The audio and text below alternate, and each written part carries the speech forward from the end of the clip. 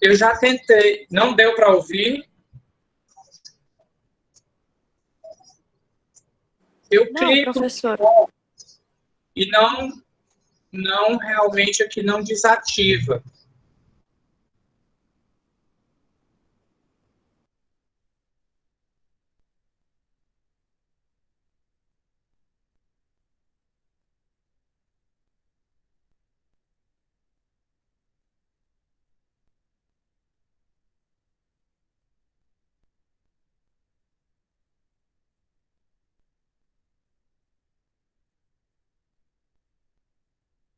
Eu desativei o meu som e ativei o da apresentação.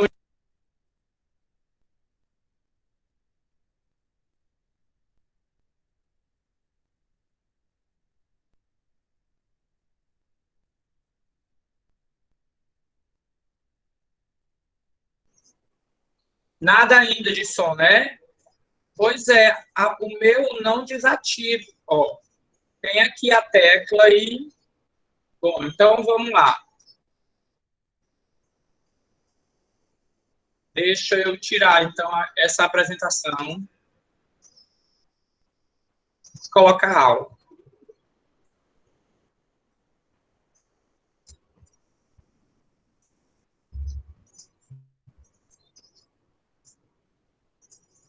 Um instante.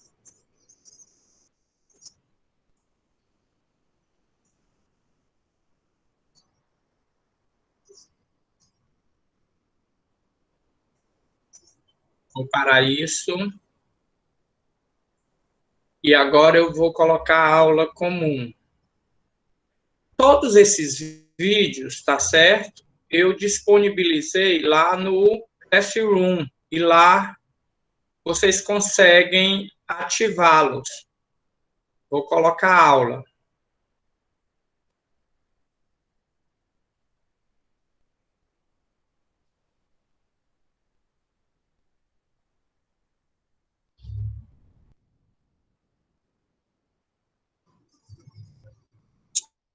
Ai, Jesus.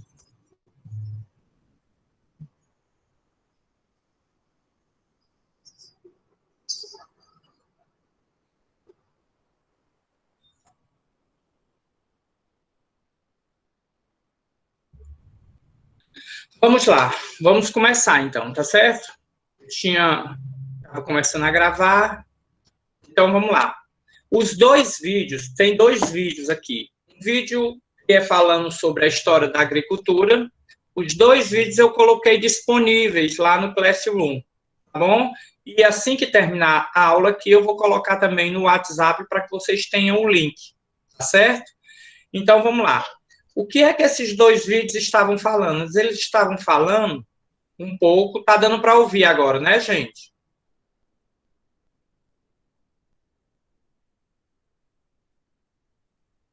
Os dois vídeos estavam falando um pouco sobre a história da agricultura. A agricultura no país é uma das principais bases da economia, tá certo? Desde os primórdios, lá da colonização, né, há 520 anos atrás, né, e vem evoluindo de monoculturas para uma diversidade de produção, né, de produtos agroindustriais. A agricultura é uma atividade que faz parte do setor primário, né, então a gente tem o setor primário, secundário, terciário, certo? A agricultura faz parte do setor primário, né? E a terra é cultivada e colhida para quê? A subsistência, ou seja, para a gente sobreviver. A terra também é cultivada para que a gente possa exportar, tá certo? E ela também é utilizada nessa agricultura, ela também é utilizada para o comércio, certo? Então, aqui nós temos um mapa onde a gente tem produção de grãos, a policultura, a monocultura, né? O espaço para pastagem, que é a pecuária, certo? Um espaço que é a floresta amazônica, certo?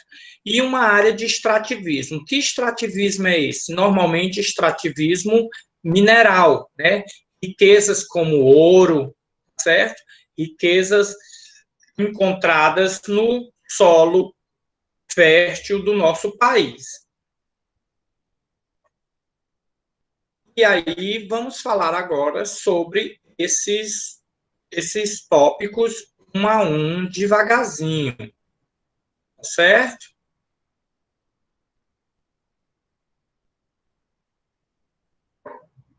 Ah, seria muito bom a agropecuária na escola mesmo. Eu acho que em Canidé, se não me engano, tem agropecuária, certo? Então, como se deu a história, um pouco da história, né, da agricultura? Se iniciou na região nordeste do Brasil, no século XVI, não é isso? A gente sabe que chegou ali, né? Foi descoberto o país, né, pela Bahia, então o Nordeste ali começou a agricultura, né, com a criação das chamadas capitanias hereditárias e o início do cultivo da cana-de-açúcar. Isso, em seguida, né, que era baseada sempre na monocultura. O que é monocultura? Mono é um. Cultura, a gente está se referindo à agricultura. Então, era a agricultura de um único produto, de um único alimento, né? Estava direcionado na mão dos grandes latifundiários, ou seja, latifundiários são grandes donos de muitas terras, né? Grandes latifúndios, certo? Normalmente era utilizada a mão de obra escrava, certo? Então, normalmente, essa cultura da cana, ela se deu por muito tempo, certo? Só depois que começou uma cultura diferente, que era a cultura de subsistência, ou seja, a grande produção era de cana-de-açúcar, a partir daí você começou a plantar algodão, um pouquinho aqui, um pouquinho de mamão, um pouquinho de coco, para subsistência, para sobreviver, certo? E aí, só depois do século XVIII, né, teve início a mineração e as plantações de café, onde nós passamos a ser, né, um dos maiores produtores de café a partir do século XVIII. Né? Outros vegetais também começaram a ter alguma expressividade. Mas, para você ver, partiu da monocultura, depois teve um pouco de mineração, e depois veio a história do café. Né? Mas o cultivo do café durou todo o século XVIII até o século XIX, deu, fez com que grandes produtores fizessem grandes fortunas, tá certo? E isso influenciou por demais a política do Brasil. Olha que interessante. A gente falando de agricultura, e aí, devido à agricultura, deixou essas pessoas muito ricas, e essas pessoas começaram a ter influência em todo o país relacionado à política, né? Mas a partir do início de 1900, né, começou-se a ter a crise do café, e foi quando, nesse século, realmente se atingiu o seu ponto culminante. Aí viu-se a necessidade de diversificar essa economia, né? A agroindústria não poderia ficar só na cana-de-açúcar e só no café. Então, se viu-se a necessidade de o cultivo de outras matérias-primas a partir de meados, né, de meios do século XVIII, né, 1940. Então, hoje em dia, a gente, de lá para cá, a gente investiu muito na agricultura e nós somos um dos grandes produtores de alimentos do mundo todo. Ontem saiu o Produto Interno Bruto, o PIB do Brasil, e graças à agricultura, o agronegócio, é que a gente não teve uma queda tão significativa, porque a agroindústria, né, a agricultura realmente ela tem salvado as contas do Brasil, pode-se dizer, né? Hoje em dia, o Brasil é o segundo maior produtor mundial de soja, perdendo só para os Estados Unidos. Os Estados Unidos produz tanta soja e ainda compra soja brasileira. Né? Nossa soja também é muito direcionada ao mercado chinês. Né? Na safra de 2016 para 2017, essa cultura ela teve um espaço de quase 33,89 milhões de hectares. Um hectare equivale mais ou menos a um campo de futebol. Então, você vê a quantidade de espaço para agricultura relacionada à soja, né? Isso levou a uma produção de 113 milhões de toneladas, tá? Então, o Brasil realmente é um dos maiores produtores de soja do mundo, certo? Os produtores rurais estão fazendo uma grande revolução a partir do século XX para o século XXI. Né? Eles entraram no século XXI, né, o cenário rural brasileiro entrou no século XXI através de três tipos de mudança. Né? Através de uma mudança tecnológica, isso, uma mudança gerencial e através de uma mudança de modelo. Então, é interessante que vocês saibam que, graças a esses três tipos de mudanças, foi que o cenário brasileiro relacionado à agricultura, ele teve tanto desempenho, um desempenho tão bom. Né? Passamos a ser um dos grandes produtores do agronegócio, certo? E aí a gente vai entender um pouco o que são essas revoluções, né? Essas mudanças no campo, né, como a gente viu, foi devido a essas três revoluções. Que revoluções são essas? As revoluções tecnológicas, elas são evidentes, né, devido ao uso de inovações que foram levadas para o campo. Inovações essas que vieram da informática, certo? São tratores, são máquinas e implementos, colheitadeiras de última geração. Né? Hoje em dia, os tratores, eles trabalham por satélites.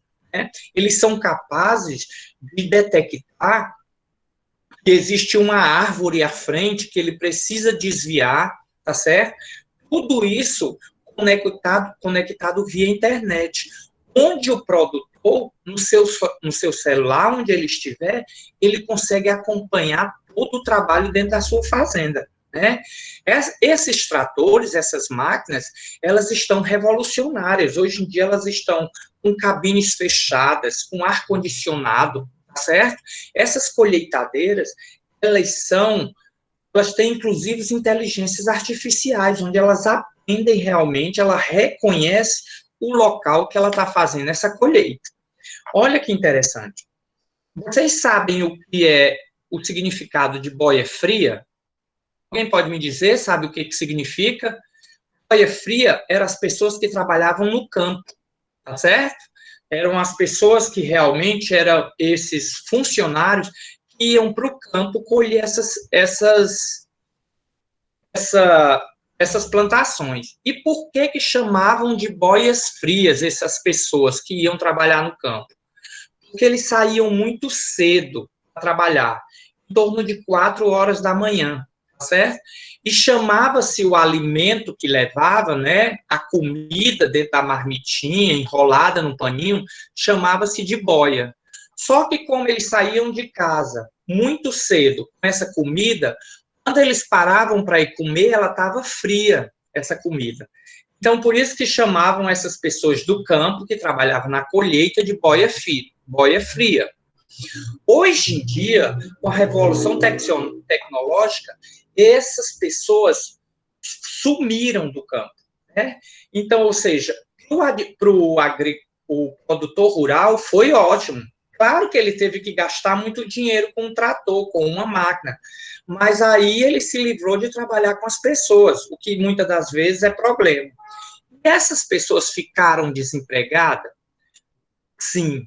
Algumas que não tiveram o acompanhamento da revolução tecnológica ficaram. Ou seja, o interessante seria que, nesta época, você começasse a estudar. Né? As pessoas que estão dirigindo esses tratores eram ex-boias frias, pessoas que estavam lá, né, colhendo essa plantação e tiveram a ideia de estudar, acompanhar a tecnologia e hoje em dia estão trabalhando dirigindo tratores.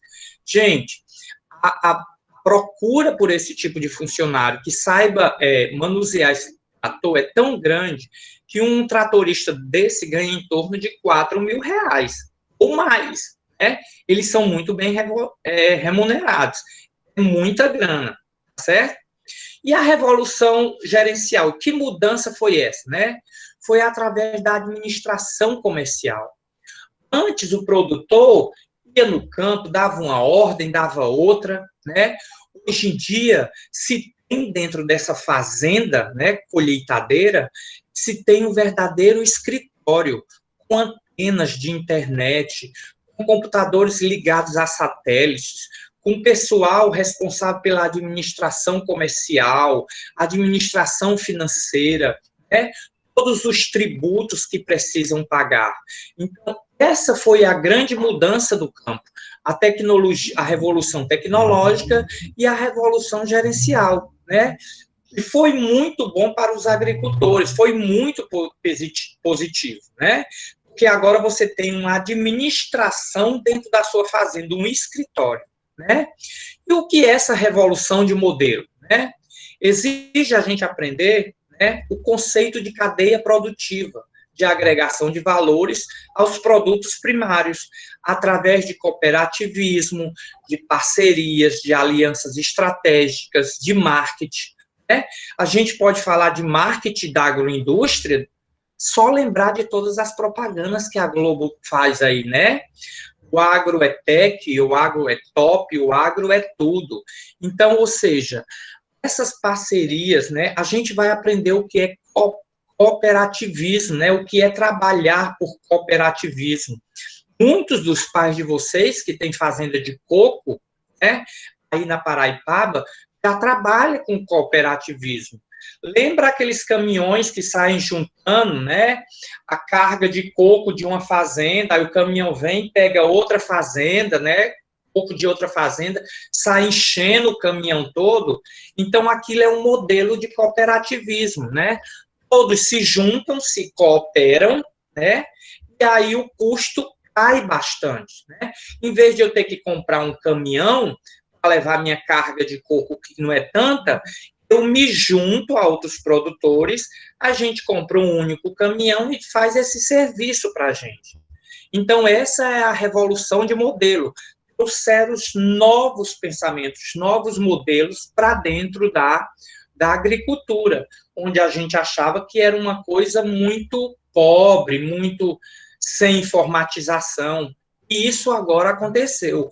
A agricultura está industrializada.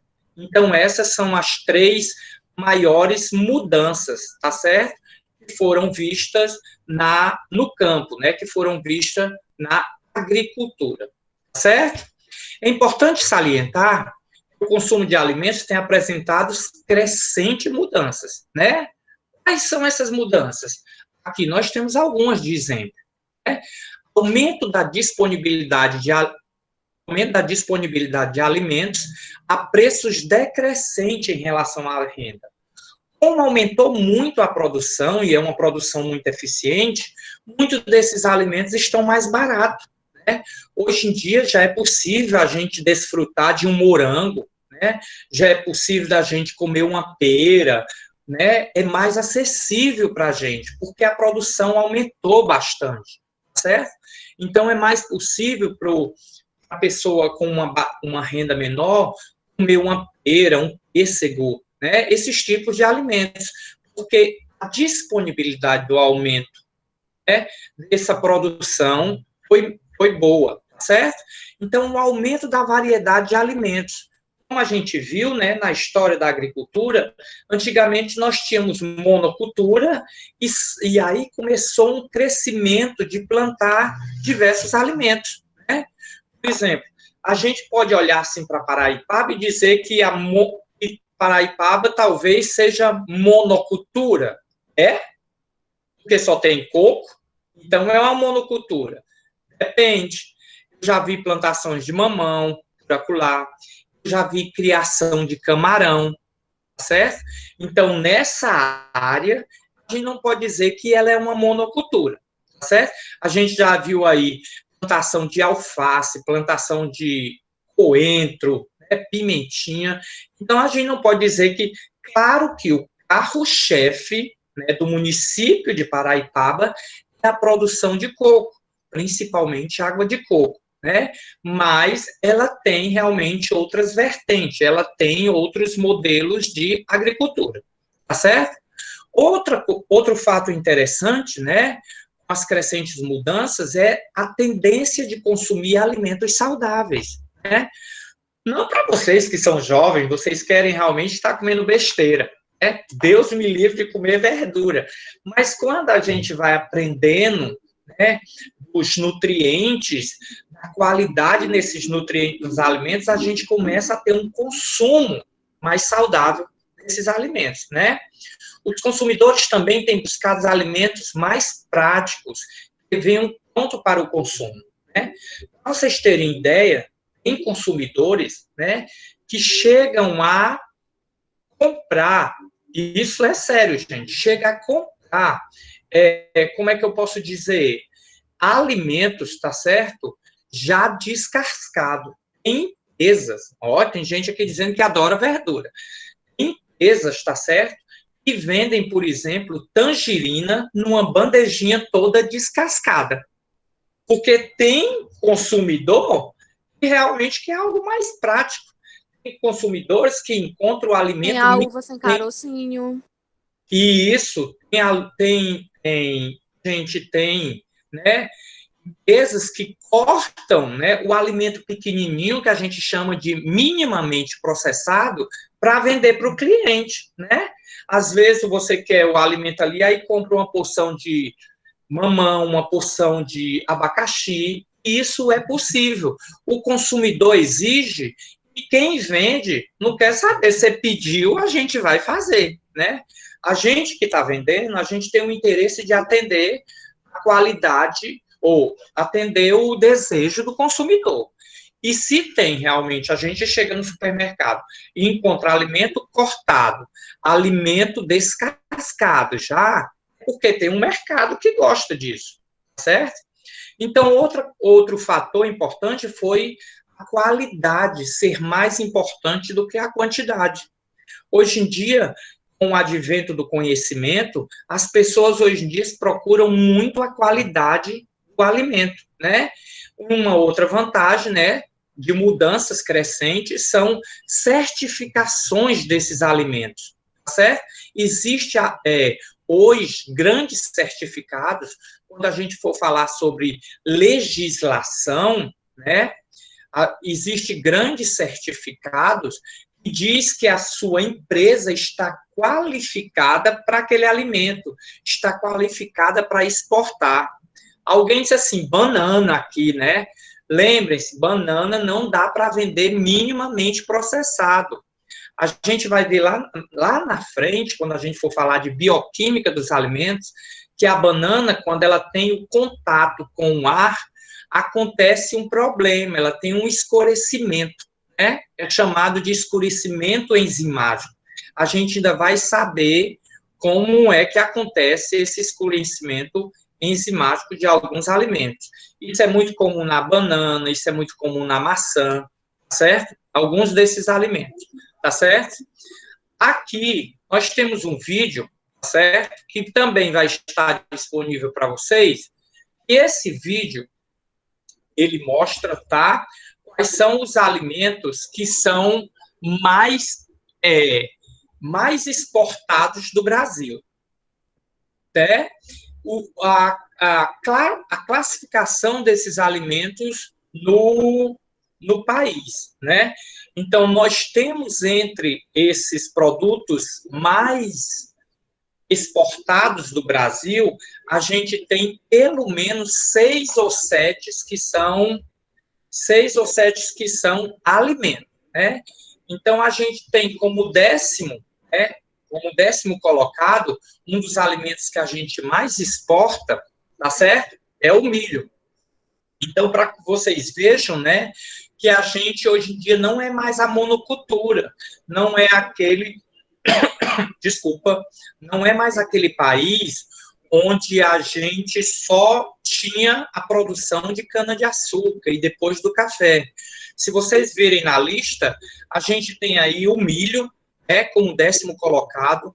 Nós temos também o café, que nós somos o nono maior produtor de café. Então, o café, ele é também exportado para o país, para fora, né? Café, tudo de bom, eu também concordo. Tem uma pesquisa mostrando, né? As pessoas costumam dizer que café faz mal, que você fica viciado.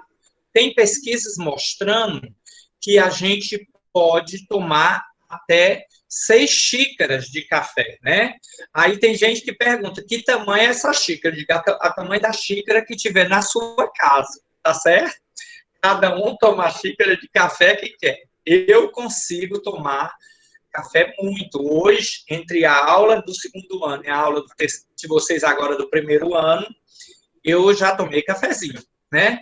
Em oitavo lugar, um dos mais, né, exportados também é a carne bovina. E esse produto que vocês estão vendo aí é a celulose, né?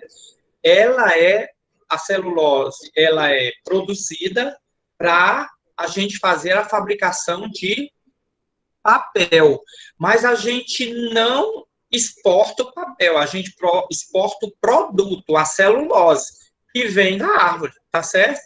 Então, em sexto lugar, a gente tem também aí, né, a exportação de frango, né? Um dos maiores países, né, um dos maiores continentes, pode-se dizer, que são nossos compradores de frango, é a, a Ásia, tá certo? Os chineses, japoneses, o pessoal ali come muito dessa carne branca. Então, é muito exportada, tá certo? O nosso frango. Inclusive, a gente vai aprender, quando a gente estiver na disciplina de processamentos de carne, tá certo? A gente vai aprender a um tipo de corte, né? Um tipo de corte que os muçulmanos exigem nas nossas carnes, tá certo? Que é chamado, por exemplo, a carne halal ou frango halal. São alimentos que passam por um processo, tá? Um processo de purificação, né? Esse alimento, ele antes de ser abatido, esse animal, ele passa por um processo de oração. Só quem pode abater esse animal é muçulmano. E aí essa carne ela fica purificada, né? Em quinto lugar, nós temos o carro, né? Que é muito exportado, mas aí não se refere para nós. Tanto é que ele não está engrifado de vermelho, porque o carro ele não é um alimento, a gente sabe disso, é um produto, né, automobilístico, né? Depois a gente tem, em quarto lugar, a gente tem o açúcar, né, advindo da cana-de-açúcar, ou seja, o açúcar já foi um dos mais exportados, hoje em dia ele é o quarto lugar. Depois a gente tem o petróleo, nós somos um país riquíssimo em petróleo, principalmente petróleo em alto mar, certo? Em exploração de petróleo em alto mar. Em segundo lugar, nós temos os minerais. Normalmente, esses minerais, né, se eu lembrar de um episódio aqui, vocês vão associar que minerais são esses. Lembram do acidente de Brumadinho, né, nas Minas Gerais? O acidente da cidade de Mariano, em Minas Gerais. Então, Minas Gerais é um dos grandes produtores de minério, certo? E nosso país é um dos grandes exportadores. E o produto que a gente mais exporta, né, é a soja, tá certo? A soja, como a gente viu, né, nos slides anteriores, nós temos o Brasil como o segundo maior produtor de soja. Mas o que mais a gente exporta é a soja. Então, em primeiro lugar, de todos os produtos exportados do Brasil, né, a gente tem a soja, né, que é um produto agroindustrial, certo? Eu quero que vocês se atenham agora a esse slide, né? Essa palavra em inglês significa commodity, certo? O que é um commodity? A gente está falando de administração agroindustrial, então vocês precisam saber o que é isso. Commodity nada mais é do que essa palavrinha em vermelha, uma mercadoria. Que mercadoria é essa? pode ser esses minérios e gêneros agrícolas, que são produzidos em larga escala e comercialmente vendidos no mundo todo. Dando para entender? Ou seja, commodity é uma mercadoria. Que mercadoria é essa? Pode ser minério, pode ser gênero agrícola. Viu que no slide anterior a gente tinha uma lista de 10 produtos mais exportados. Então, se foi exportado, foi para fora do Brasil. Então, para algum lugar do mundo. Então, foi produtos comercializados em algum lugar do mundo. Certo? Vejam bem. Então, commodity é uma mercadoria, né, que pode ser minérios e gêneros agrícolas que são produzidos em larga escala. O que é larga escala? Em grande quantidade. A gente viu aí a soja. A soja é produzida em grande quantidade. Tanto é que a gente é o segundo maior produtor do mundo, tá certo? Então, quando vocês ouvirem agora, vocês vão ouvir muito essa palavra commodity. Quando vocês ouvirem a palavra commodity, vocês vão associar mercadoria produzida em grande escala e vendida no mundo todo. Então, commodity é isso. E onde elas são negociadas? Como é que se vende esse commodity? Elas são negociadas em bolsas de mercadorias. Que bolsas de mercadoria são essas? São chamadas bolsas de valores. Já ouviram falar? Bolsas de valores. Então, ali na bolsas de valores, são vendidas ações. Essas ações são ações de alimento. Então, esse commodity, ele é vendido em bolsas de mercadorias e o seu preço é definido globalmente. Ou seja, o açúcar que a gente produz, ele não é vendido em real. Ele é vendido em moeda internacional, que possivelmente é o dólar, certo? Então, ou seja, aí você escuta muito, vocês agora vão começar a associar, dizer assim, o barril de petróleo está custando $70. Significa o quê?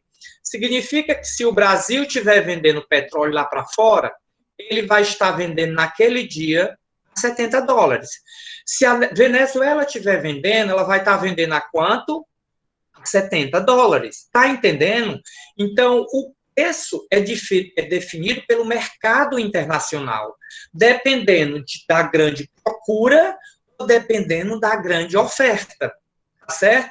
Por exemplo, se tem muito país produzindo petróleo, muito país vendendo petróleo, então significa que está sobrando petróleo. O que é que vai acontecer?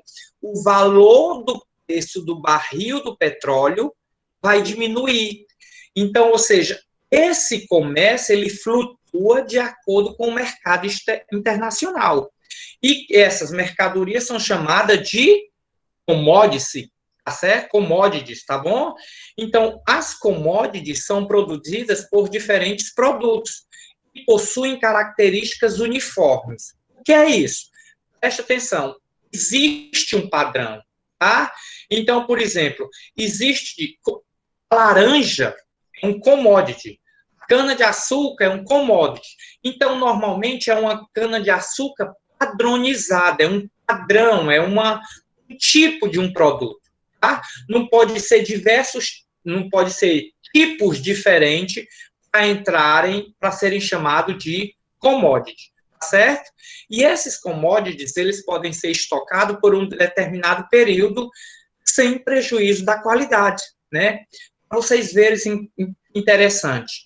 Tem produtores brasileiros, né, que já venderam a sua safra de soja de 2021. Ou seja, nem plantou, e já tem pessoas que compraram essa mercadoria, compraram o quê? Esse commodity, né? Compraram essa mercadoria por um valor na época, né, o valor atual, certo? E negociou a produção do ano que vem. É possível? Sim, porque essas mercadorias, elas são vendidas no comércio, né, comercializadas a níveis mundial, certo? Então, fiquem atentos, aprenda esse conceito de commodities, tá certo? Porque é interessante e vocês vão começar a entender quando vocês ouvirem noticiários por aí, tá certo? E aí, falando desses principais produtos, né, a gente tem a soja. O Brasil é o segundo maior produtor, tá bom?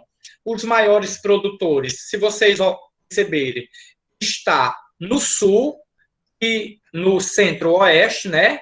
Mato Grosso, Paraná e Rio Grande do Sul, certo?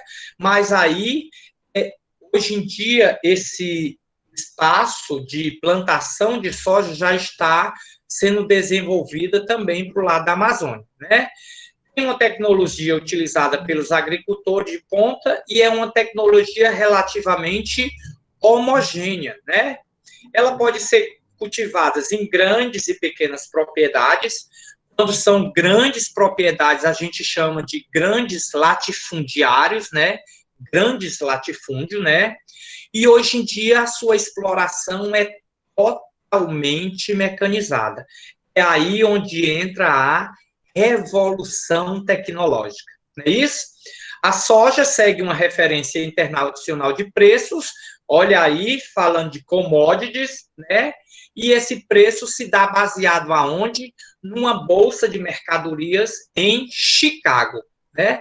Então, ou seja, a produção de soja, né, ela está atrelada a uma bolsa de mercadorias e a soja é vendida como uma commodities, né? Esse comércio é feito quase que exclusivamente pela iniciativa privada através de commodities. Por isso que a gente precisa entender o conceito. Ok, gente? Então, sobre a soja, que é o principal produto de exportação do país e o segundo maior do mundo, a gente tem isso aí. Um outro grande produto é o milho, né? Que o Brasil é o terceiro maior produtor de milho no mundo, tá certo? O maior local de produção, mais uma vez, é a região, né, mais abaixo, né, a região sul. O Paraná é o principal produtor, tá? E esse milho, ele hoje em dia, ele já, devido ao avanço tecnológico, né, o avanço, o conhecimento, o estudo de pesquisas dos grãos, ele já é conseguido ser plantado em 2 safras, né? Antigamente a gente só tinha uma época do ano que tinha milho, né? Aí a gente comia milho assado, cozido, ele ficava bem baratinho. Hoje em dia, devido ao avanço tecnológico, essas plantações de milho já passam a ser em 2 safras, né? Tanto para a soja como para o milho, há um balcão de mercadoria. Então, mais uma vez, o milho também é um alimento que é vendido através de commodities, certo? Outro produto que a gente tem, que é um produto muito interessante, tá certo? É o leite, tá certo? A gente tem o leite, a gente vai conhecer ainda muita coisa sobre leite. Alguém perguntou alguma coisa? Deixa eu dar uma olhada aqui. Vamos lá, bom dia. Bom demais milho. Também gosto de milho, tá certo? Alimentos da agroindústria, eu sou muito fanático. Hoje em dia eu estou ficando mais velha, então estou comendo muita verdura, muita fruta, porque senão não sei até quando eu vou durar, tá bom? Então, sobre o milho. Segundo o IBGE, o volume de leite captado pelos laticínios totalizou 6,44 bilhões de litros, tá certo? Então, nós somos um dos grandes produtores de leite, tá? O pagamento do leite pela indústria é normalmente mensal. Refere-se à produção recebida de cada produtor no mês anterior. Leite não é commodity, certo, gente? Então, normalmente, leite ele não está nas listas dos commodities. Laranja, sim, tá? Algodão, sim, mas leite não. O preço do leite normalmente é definido unilateralmente pela indústria, de acordo com o resultado das vendas do seu derivado.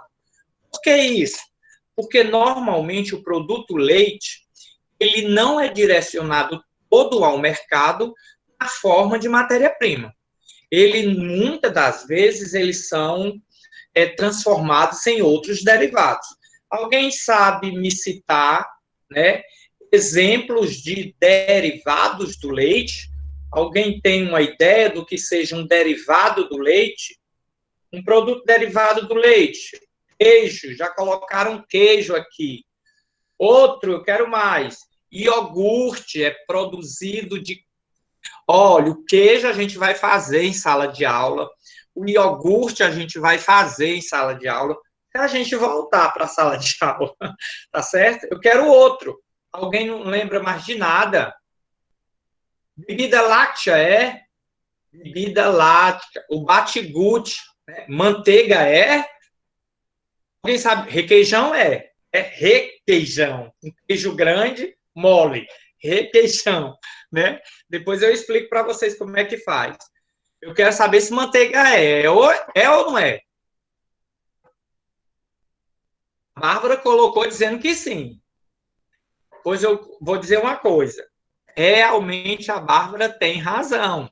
Manteiga é um produto derivado do leite. Ela está certíssima, tá? Muita gente não sabe disso, né? E aí, para você ver a diferença entre manteiga e margarina, né? Qual é a grande diferença entre manteiga e margarina? Alguém pode me dizer?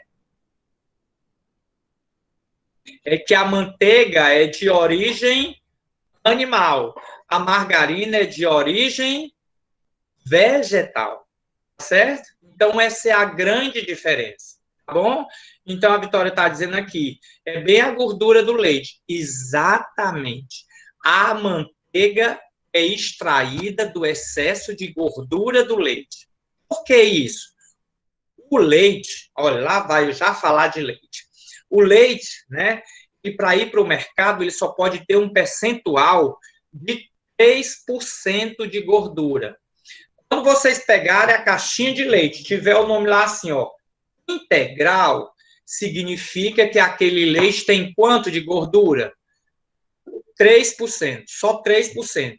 Se uma vaca que deu um leite muito gordo, deu 4%, deu 4,5%, tem vaca que tem, sim, tem vaca que dá um leite muito gordo. O que é que a indústria faz? Ela vai lá, tira esse excesso de gordura. Vai jogar essa gordura fora? Não. Vai fazer outro produto, né? Normalmente o produto que é feito, tá certo? É a manteiga. Então, a manteiga é a origem da gordura do leite. Comeu manteiga, está comendo em boa parte gordura do leite, tá certo? E aí, a agroindústria brasileira também tem a sua representatividade com relação ao frango, né? A pecuária do país bateu recorde com produção de ovos de galinha, que chega a 3,1 bilhões.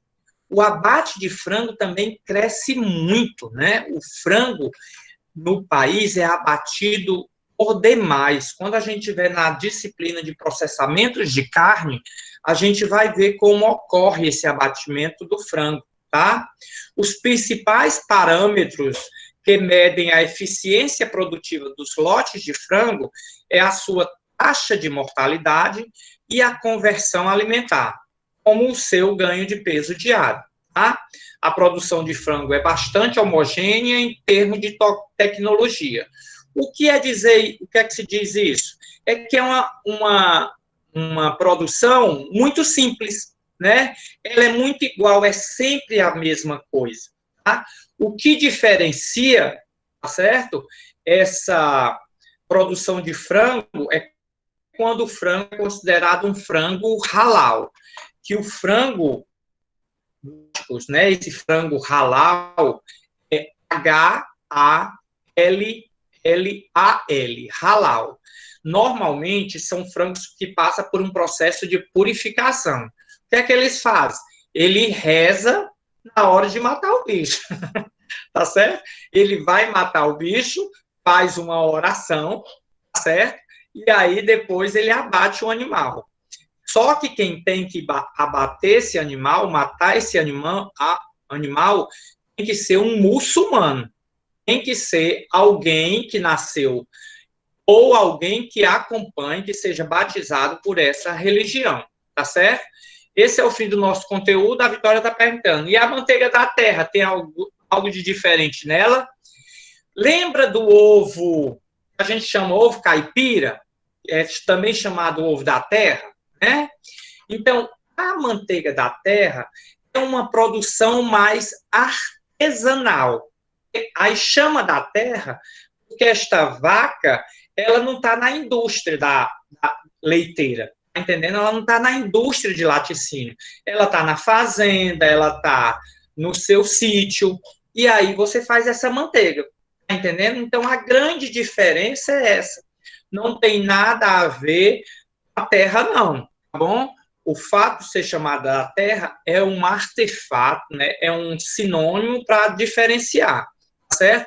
A outra é manteiga industrializada. Estão perguntando aqui se eu já vi ovo azul. Só se for galinha, nunca vi, não. Mas é fácil atingir ovo, viu? Porque a casca do ovo ela tem uma excelente absorção. Inclusive, já falando de ovo, né? Aquela casca do ovo, apesar de ser durinha, tá certo? Ela é uma casca bem, como é que a gente pode dizer, bem porosa. Então tem que ter muito cuidado, porque passa, né? Passa porosidade, passa o conteúdo de fora para dentro. Se você pegar uma tinta e colocar no ovo, essa casca vai absorver essa tinta, vai deixar esse ovo da cor que você quiser, tá certo? Então, é isso, gente, tá certo? Muitíssimo obrigado.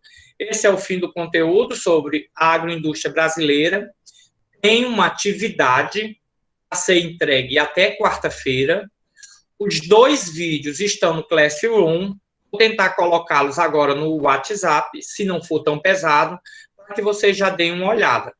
Esse material também eu vou estar disponibilizando no WhatsApp, certo?